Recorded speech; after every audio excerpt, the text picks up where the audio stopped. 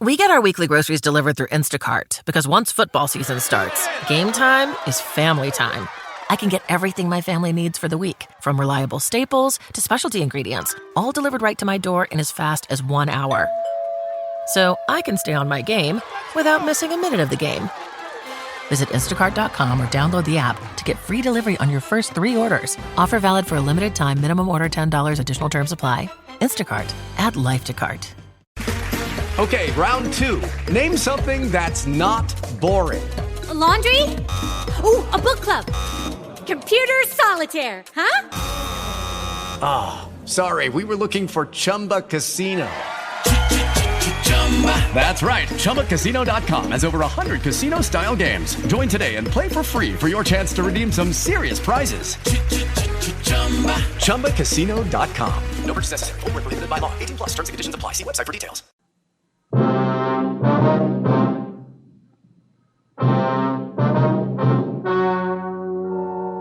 story you are about to hear is true. The names have been changed to protect the innocent. Fatima Cigarettes, king size, extra mild and soothing, brings you Dragnet on both radio and television.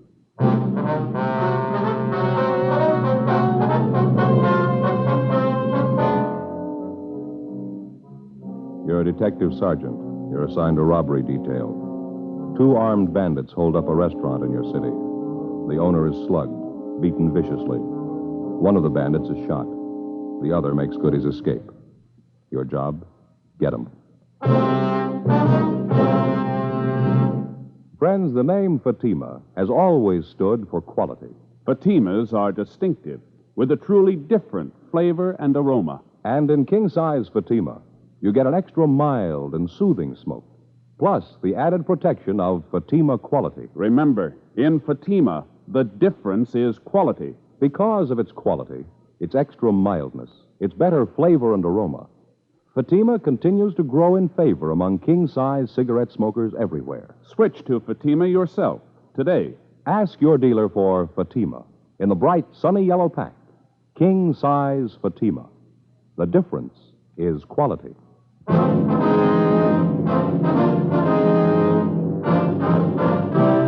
Dragnet, the documented drama of an actual crime. For the next 30 minutes, in cooperation with the Los Angeles Police Department, you will travel step by step on the side of the law through an actual case transcribed from official police files. From beginning to end, from crime to punishment, Dragnet is the story of your police force in action. It was Monday, June 2nd. It was smoggy in Los Angeles. We were working the day watch out of robbery detail. My partner's Frank Smith. The boss is Captain Didion. My name's Friday. It was 7:53 a.m. when I got to room 27A. Robbery detail. Oh, good morning, Joe. Morning, Frank. What's doing? Not too much. How was the weekend? Oh, it was great. I hated to come back. It's sure nice up there. Where'd you go? Same place? Yeah, Lake Mary. You remember Don Camp House up there, don't you? Yeah, sure. He said to say hello. Fishing's real great up there. You ought to try and make it next month or so if you can. Fat chance. Well, what's the matter? The in-laws are loose again. They're coming down for a visit. Never stay less than a month. That'll take care of my vacation. That's too bad. Why don't you say something to the wife? What's the use? Why start an argument? I don't know what you mean. Well, what do we got here? Anything hot? Yeah, this one here. Hold up and slugging. Cafe down on South Hill. Radio car boys jumped him. Shot one of them. The other one got away. We identified yet? Yeah, the one who was shot, Benny Ashford. Record long as your arm. Graduate from Folsom. Some of them never learn. How about the number 2 man? Don't know. They tried to talk to this Ashford last night. He wouldn't tell them anything. I called the hospital just before you came in. They operated on the guy 6 o'clock this morning. You're going to call as soon as he's able to talk. It's going to be a couple days at least. Mm-hmm. How much they get? Here's a crime report. Thank you. You talked to the victims yet? No, not yet. It's a fair night's work, isn't it? $805 in cash, man's diamond signet ring, estimated value of $1,500. 17 stitches in the victim's scalp, slug with a revolver, huh? Must have meant business. Lousy thing. They didn't have to slug him. He couldn't put up much of a fight anyway. 68 years old. No other witnesses, huh? No. Just the owner, his wife, the bartender? That's all they have listed, yeah. Did you phone the victims yet? No, I was just going to when you came in. 2 phone numbers for them. They're both listed there. Yeah, I see. Why don't you finish up with the daybook here, and I'll give him a call, all right? Okay, fine.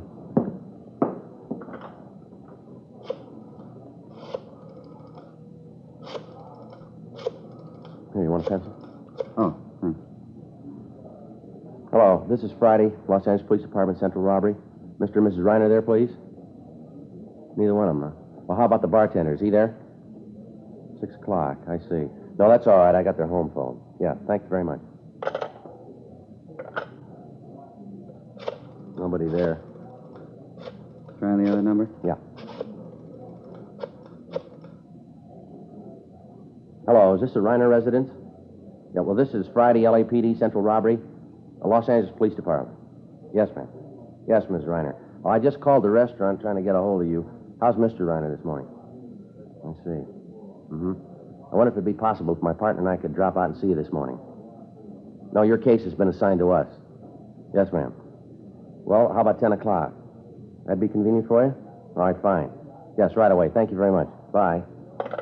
Oh, I got it set up, Mr. and Ms. Reiner. Yeah? 10 o'clock this morning out at their home. How's the old man feeling? My wife says pretty rough. He lost quite a bit of blood. Big shock for an old man. It's too bad. She says he's still pretty hazy, but we can talk to him. One thing he remembers pretty well, though. Yeah? The face of the man who slugged him. 8:20 a.m. We finished making up the day book, and then we went over to the main jail to interview 2 other robbery suspects who'd been booked in over the weekend. We completed our 5:10 reports on them, and then we got in the car and drove out to the Westchester district to talk to the victims of the cafe holdup the night before, Mr. and Mrs. William Reiner. 9:55 a.m.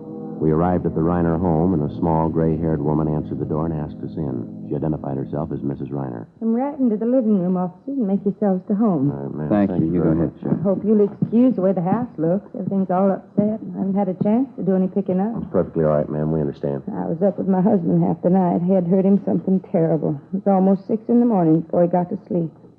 I hope this is enough to make up his mind for him. How do you mean, Mrs. Reiner? About selling the place. I've been after him for months to get rid of it. Business like that's for younger people. We're getting too old to keep it up. Besides, the doctor's been telling William he needs more rest, less worry. I see. Well, how's your husband feeling now, ma'am? Oh, not so well. He lost so much blood and his head's so sore. He's taking a nap right now. I expect he'll be awake in a few minutes. That's all right with you, isn't it, officer? Yes, ma'am. Perfectly all right. We'd like to go over the thing with you anyway. Might possibly be something that you forgot to mention to the officers last night. Well, I told them everything. I'm sure I did. Maybe some of the details, Mrs. Reiner. Maybe some little thing that didn't seem important to you could mean a good deal to us. Well, I don't know. I thought I told them everything. Where do you want me to start? Well, when did you first notice the 2 hold-up men, Miss Reiner? When they come out of the back room. I guess they'd been hiding there. You noticed them earlier in the evening? I mean, were they customers in your place? Well, I'm not sure, but I think so. Where were they served? Was it in the restaurant or were they in the bar? Well, there again, I'm not positive, but I think it was in the bar. I think I served them 2 bottles of beer. You don't happen to remember what you did with those 2 bottles, do you, ma'am? Possible we may be able to lift some prints off of them. No, the officers asked me that last night. It wouldn't do any good. You see, I was the only one who touched the bottles. We used the regular big mugs, and I poured the beer for them. Neither one of them touched the bottles. Now, how about the man who escaped, Miss Reiner? You remember him pretty well, do you? What he looked like, I mean? Oh, yes. Yes, he's the one who did all the talking. He's the same one who hit my husband, too. What did he look like, ma'am? How old would you say he was? Oh, I don't know. I think I'd say he was in his late 30s, yes. How tall, ma'am?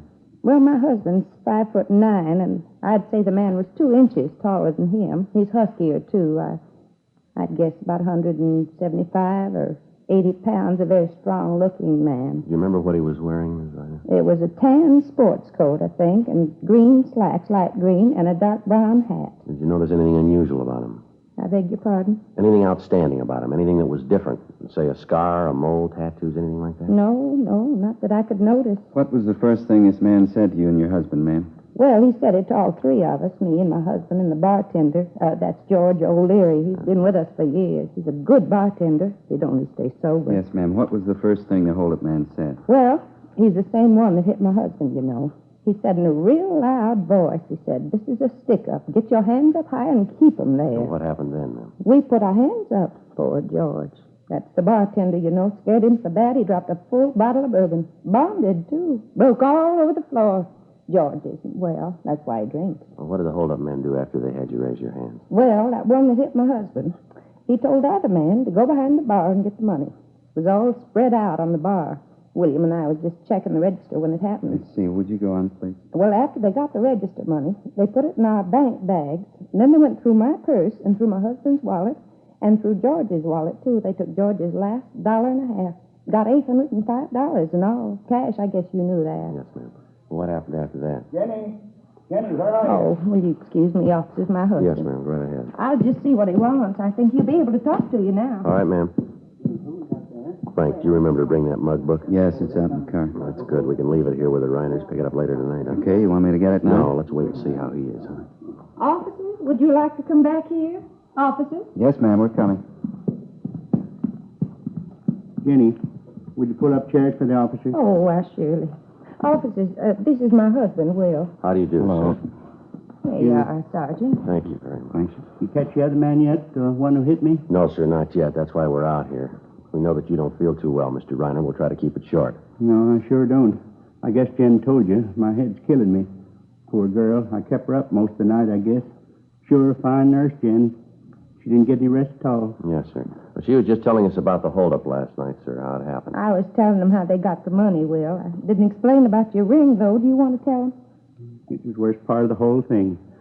I'd rather have lost anything but that ring. How's that, sir? Some kind of a keepsake? It belonged to my dad. Diamond Signet. Stone wasn't perfect, but money sure can't replace it. Yes, sir. I remember when Dad gave it to me. It was just a couple of days before he died. It was his ring. Been the family way back. Which one of the holdup men took the ring, Mr. Ryan? The same one hit me. One got away. After they took all our money, he came over to me and said, "Give me the ring. Hand it over." I told him I couldn't get it off my finger. And what did you do then, sir? Slapped my face. Said if I couldn't get the ring off, he could. Said if he had to, he'd cut it off. I pleaded with him. I told him what it meant to me, but it didn't do any good. I see. When I didn't give him the ring right away, he brought that gun down right on top of my head. Hit me as hard as he could. I don't remember too well after that. You think you'd recognize the man if you ever saw him again, Mr. Reiner? I'll never forget him. I sure hope you find the ring, officer. Jen and I have been through some tough times together. I guess at one time or other we've either sold or pawned everything we owned. But we never let go of that ring. Never did. Not until last night. Isn't that right, Jen? Yes, that's right, Will. Well, we'll do all we can to get it back for you, Mr. Reiner. Now, about this man who got away, can you remember anything outstanding about him at all? Anything unusual? No, I don't think so. He had mean-looking eyes. I remember that much. Yes, sir. Kind of the smart aleck type, I guess. Kept twirling his gun around his hand, on his finger, you know. Mm-hmm. I was scared to death it was going to go off. So was George. He's our bartender. Real scared, wasn't he, Jen? Oh, yes. George was white as a sheet. How do you mean, Mr. Reiner, he twirled the gun around? Oh, you know, like in the movies, cowboy pictures. Typical smart aleck. He sure did run when the cops came, though. Only wish he was the one who got shot. Well, you're sure you'll be able to identify this man if you see him again? I told you I'll never forget him. Say, there's something about this I don't think I understand. Yeah? Why you ask me all these questions about it? How about the fellow who was with that crook? Fellow they shot. Why don't you talk to him?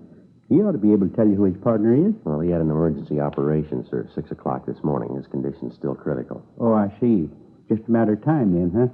I mean, when he recovers, you'll be able to talk to him. You'll find out what you want to. Well, there's only one hit, sir. Whether he recovers or he doesn't recover. Yes? Either way, we can't depend on him. 11:38 a.m. After we finished interviewing the holdup victims, Frank got the mug book out of the car containing pictures of recent robbery releases from the state prisons, and we left it with Mr. and Mrs. Reiner. We instructed them that if they succeeded in identifying any one of the pictures, to take down his name and prison number and call our office immediately. We told them we'd be back later that afternoon. 11:50 a.m. We left the Reiner home and drove down to the scene of the robbery, the restaurant on South Hill. When we got there, Officer Walmsley from Leighton Fingerprints was just leaving. He told us that he'd been unable to raise any legible prints at the back window where the number 2 suspect had escaped. Frank and I checked over the scene, and then we headed back for the office. There were half a dozen messages for us in the book. One of them was to call State Parole Officer Fred Galloway at his office on South Broadway. Frank put in the call, and Galloway said he'd be right down. He thought he had something for us. 1:05 p.m. Galloway met us in the squad room and briefed us on some of the information that he'd received earlier that morning from one of his parolees. It concerned the wife of a former holdup man who now was wanted by Galloway for violation of parole. He told us the wife had rented a car from a U-Drive lot in Santa Monica and that supposedly the ex-con and his wife were planning to leave the city. What's the tie, Fred? How's it figure in for us? I was talking to Chandler this morning. He happened to mention the holdup you're working. This fellow answered the description of the one who got away. What was that name again, the ex-con? Ernest Morgan. Your L.A. number 178435. Folsom number is 12968. The reason I got pepped on is the thief could have hurt his leg jumping out of the back window of the bar. You figure he could have? Yeah, easily. It's a good 35-foot drop. Why, Fred? Well, my informant says this Ernie Morgan has a bum foot. Hurt it so bad he can hardly walk on it. Says he saw Morgan day before yesterday. His leg was all right then. Sounds like a good one to get off the street, huh? What do you say we check his package? Good idea. Your informant say who this Morgan's been running with, Fred? He said he didn't know. He thinks he plays it alone, more or less. Go ahead, Fred. You contact the U-Drive lot, Fred, and get the dope on the car? Yeah. Didn't want to put the teletype on until I was sure. One of the fellows from our office had to make a call out that way. They're taking a mugshot of Morgan's wife out there to see if the U-Drive clerk can give him an ident on her. She got a record? Well, she's never done any time. She did a couple of pinches with him. Never could make her on anything, though. I'll pull the package. All right, fine, Fred. How about your victims, Joe? They any good? Yeah, they claim they can identify the man. I don't think we'll have any trouble there. How about this informant of yours? You know where we can locate the Morgans? No, not now. According to him, Morgan and his wife left town about 9 this morning. He thinks he might get a line on where they're headed, though. Well, how come your informant knows so much about Morgan? He run with him? No, he sold with him up at the joint. Fred, Joe, you want to have a look? Yeah. Here's the package, his mugshot. Is this your Ernie Morgan, Fred? Yeah, that's him. Good picture? Yeah, looks just like him. The description, Joe. Got everything right down the line. Yeah. Check this right here. Habits and characteristics. Yeah, looks like it, doesn't it? What's that? He likes to twirl a gun in his hand. 1:52 p.m. We placed Ernest Morgan's picture in an envelope along with 24 other mug shots, and then we put in a call to Mr. and Mrs. Reiner, told them we were coming out to see them. They told us that so far neither one of them had been able to identify any of the pictures in the mug book that we'd left with them. Fred Galloway went back to his office, and we told him we'd notify him the minute we got a positive identification. 2:25 p.m. We drove back to the Reiner home. The old man was still in bed. Been all the way through this book of yours, officer. Couldn't find one who looked like the man, could we, Jen? No, his picture's not in there, Sergeant. We're sure of that. Let's see. Well, we've got some more of them here, folks. I'd like to have you look through them if you don't mind. See if you can identify one of them. Yes, all right. Jen, would you fix this pillow back here for me, please? Oh, yes, of course, dear. There. There you are. Thank you. You see any picture in the book that resembled the man at all, sir? No, I didn't. None of them. Wasn't the one who looked like him. Well, here you are. See if any of these pictures look familiar to you. Thank you, sir. Jen, you want to sit here by me? We can see them together. Yeah, all right, Will. Let's see now. Oh, my, look at this one, Will. Doesn't he look like a mean one? Hey, look at this one, Jen. Look at him. Think he's a college graduate, wouldn't you? Oh, my, yeah. Officer, this young man here, what did he do? Let me see that, ma'am. Oh, yeah, it's Marty Lee, hold up and murder, Miss Reiner. Shot and killed an elderly lady. She ran a candy store. Oh, my, can you feature that? Such a clean-looking boy. Never believe, would you, Will? Takes all kinds, I guess. Let's see now. No. Let me see, Will. Oh, no, that's not him. No, we've been through these already. Have you some more, officer? No, that's all, Mr. Reiner. You sure the hold-up man's picture isn't in there? No, sir. I looked at him all pretty carefully. I didn't see him. Did you, Jen? No, I didn't see him. Was his picture supposed to be in here? Well, we thought so, ma'am. Let's see. Here, how about this one? Does he look familiar to you? Jen? No, I don't know. Maybe not. We serve so many people every night. Are you folks sure you'll recognize the hold-up man when you see him? Oh, yes. Of course, yes. Well, just one more question here, Mr. Reiner. Yes? Now, are you absolutely sure this is not the man who held you up and slugged you last night? Yes, I'm sure. That's not the man.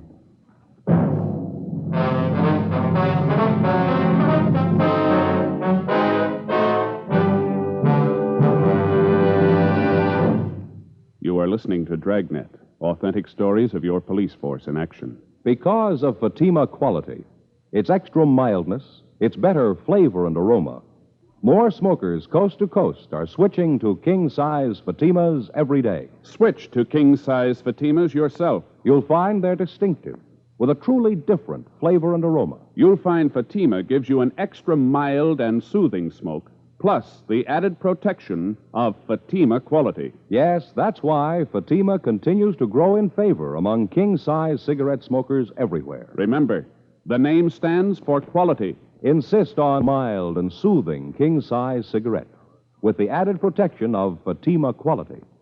Ask your dealer for the bright, sunny yellow pack. Buy king-size Fatima.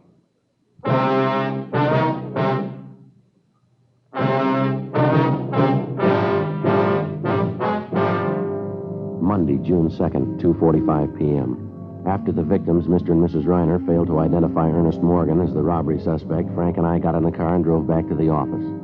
Neither one of us had anything to say. Just at the moment we figured that we had the suspect positively identified, the victims themselves had contradicted what we thought was definitely the answer to the case. It wasn't by any means a news story. One of the first lessons a working detective learns is to keep an open mind, regardless of how incriminating the circumstances first appear to be. The big fallacy of a detective being too sure too soon is based, for the most part, on the failure to recognize that police work means human beings dealing with human beings.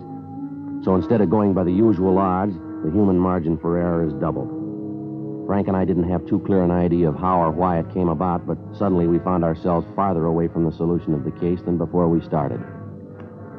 3:10 p.m. Lousy day, huh? Yeah, sure. 10 after 3. Feel like I haven't slept for 2 days. Yeah, I know what you mean. Pretty hard to figure, isn't it? Sure hope the wife did the washing today. Why? She won't feel much like talking. I sure don't. Well, let's check the book, huh? Yeah, I'll do it. A couple of phone calls, Joe. One from the hospital, prison ward. What do they want? Our number one suspect, Ashford. He's doing better than they figured. Be available for interview tomorrow morning. Lucky thief, huh? Was a cop, he would have died. Another message. It's from Galloway. Wants us to call him. It's still the Madison number? Yeah. Want the pad? Oh, yeah, please. There you go. Adult parole, please, men. Thank you. Fred Galloway, please. Smith, robbery, LAPD. Thanks. Hi, Fred. Frank Smith. Uh-huh. Yeah, that's right. He sure about that? Uh-huh, sure doesn't figure. No, I didn't mean a thing to him, yeah. Okay. Right, thanks, Fred. He's got me, Joe. Why, what's the matter? Galloway got the report back from that U-Drive lot, place where Morgan's wife rented that car. Mm-hmm. They identified her as the woman who rented that car. She offered him a deal. She didn't want to leave a cash deposit for the car. Well, what'd she offer? Man's ring, diamond signet. After we got the word from State Parole Officer Fred Galloway, we got out a broadcast and an APB, in addition to those we already had out. We requested that the rented car and the occupants be held for questioning in connection with the robbery of Reiner's Cafe the night before. If a man's diamond signet ring was found in possession of the occupants or in the car, it was to be booked as evidence. The following morning, Frank and I interviewed our number one suspect, Benny Ashford, in Ward 13,400 at General Hospital Prison Ward.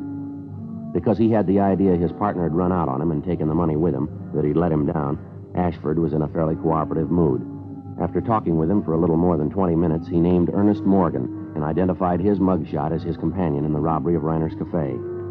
He also told us the holdup was Morgan's idea and that Morgan had told him the job would be a pushover. We asked him where he thought we might locate Morgan, and he told us our best bet was Las Vegas, Nevada. Supposedly, Morgan had a good friend in Las Vegas, an ex-con by the name of Harry Breen. Frank and I went back to the office where we met with Inspector Farnan and Captain Didion. At 1:30 that afternoon, according to instructions, Frank and I signed out a trip car and headed out U.S. Highway 91 for Las Vegas. We checked in at the Las Vegas Police Department a few minutes before 8:30 that night. The alleged friend of the suspect, Morgan, Harry Breen, had already been taken into custody by Las Vegas officers on the request of Captain Didion. We began questioning Breen, and he readily admitted that he was acquainted with Morgan. All right, how long ago did you see Morgan? I don't know, this afternoon sometime. A lot of hours in an afternoon. When did you see him? What are you so excited about? What did he do, commit a murder? Well, look, Breen, how much time do you owe the state? What's that got to do We with it? didn't drive all the way up here just to pass the time of day with you. You know he's hot. If you want to cover for him, you can serve his time. Look, I don't get it. I'm not his keeper. If you want him, find I him. bet we're going to find him if we have to walk all over you to do it. When the two of you are up doing time, you can figure it out for yourselves. The trouble with you cops, once a guy does time, you can't leave him alone. I've been leveling since I got out. I've been carrying a lunch pail every day. All right, now look, Breen, who do you think you're giving a snow job? We've been kidded by experts. You're not giving us anything new. We didn't send Morgan up to see you. If you're so lily-white, how come Morgan got in touch with you? All right, I'll tell you. You're as bad right now as the day they locked the gate on you. You're never sorry for what you've done. You just moan because they caught you. Save that act for the jury, Breen. We're not going to buy it. Now, what about it? Where is he? Wait a minute, huh? What are you so sore at me for? I didn't rob anybody. Who said you did? You must have been talking to Morgan. All right, I have. I told you I talked to him. He came around this afternoon. Now, get off my back. What do you want? He's hot. He wanted to cool off. Where's he now? I don't know. Well, look, how should I know? He came around with his wife, asked for a favor. I couldn't do it. I just got married. My wife's a square. I told her about it. She wouldn't go for it. The guy's a big crybaby anyway, trying to tell me how we ought to stick together. He's never done a favor for me. You see the car he was driving, Breen? Yeah, convertible coupe Packard. California plates. How'd you notice? You got the license number? No, he asked me where he could get some cold plates. I figured it was hot. You get him any plates? Look, I wouldn't know where to get them. I already told you. I've been leveling ever since I got out. There's no use kidding. I couldn't do any more time. I'm too old. One more trip and I'm through. I'm really through. I got a good wife. She works every day. I don't want to lose that. All right, Breen. You take your choice. What do you mean? Who do you like the best, Morgan or your wife? What about it? All right, you got it. The suspect's friend, Harry Breen, went on to admit that during the conversations he'd had with Ernest Morgan that afternoon, Morgan had told him that he and his wife were going to San Francisco. There, supposedly, they would contact a man by the name of Beggar Harrison, who operated a restaurant out by Hunter's Point.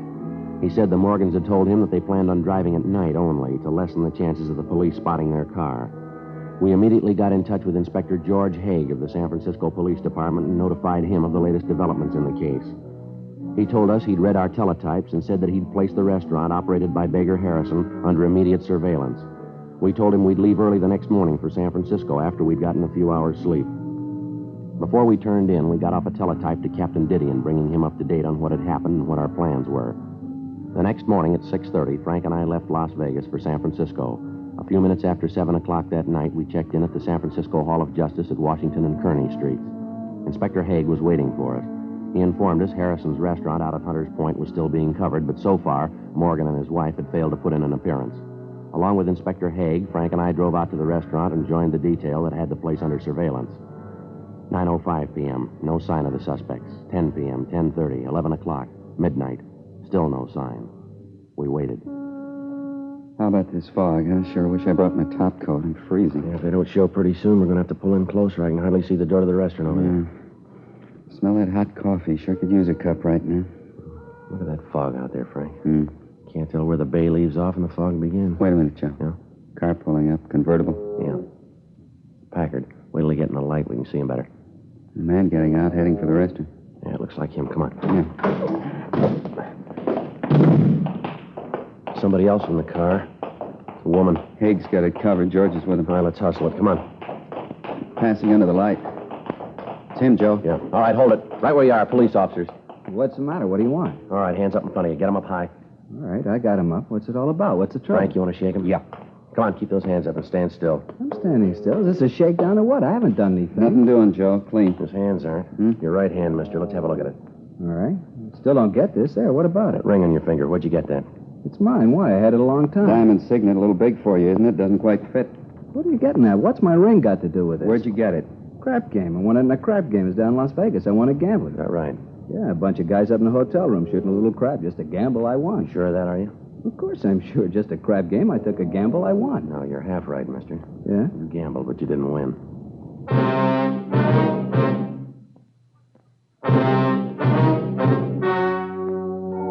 The story you have just heard was true. The names were changed to protect the innocent. On August 8th, trial was held in Superior Court, Department 89, City and County of Los Angeles, State of California. In a moment, the results of that trial. And now here is our star, Jack Webb. Thank you, George Fenneman. Friends, because you know what you're looking for in a king-size cigarette, all we ask you to do is compare Fatimas and then make up your own mind. You'll find Fatimas are distinctive, with a truly different flavor and aroma. You get an extra mild and soothing smoke, plus the added protection of Fatima quality. Smoke king-size Fatima. I'm convinced you'll agree that the difference is quality.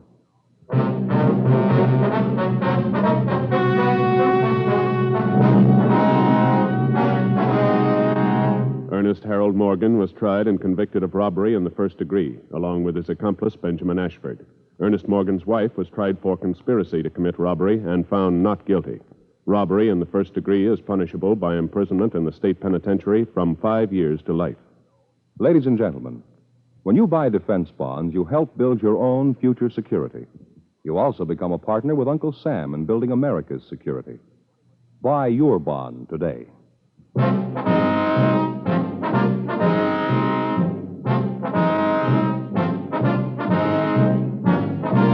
You have just heard Dragnet, a series of authentic cases from official files. Technical advice comes from the Office of Chief of Police W.H. Parker, Los Angeles Police Department. Technical advisors Captain Jack Donahoe, Sergeant Marty Wynn, Sergeant Vance Brasher. Heard tonight were Vic Perrin, Virginia Gregg, Harry Bartell, Ralph Moody. Script by Jim Moser. Music by Walter Schumann. Hal Gibney speaking.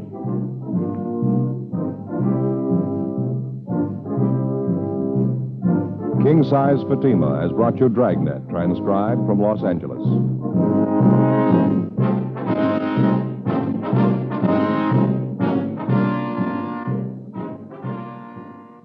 This is NBC, the national broadcasting company.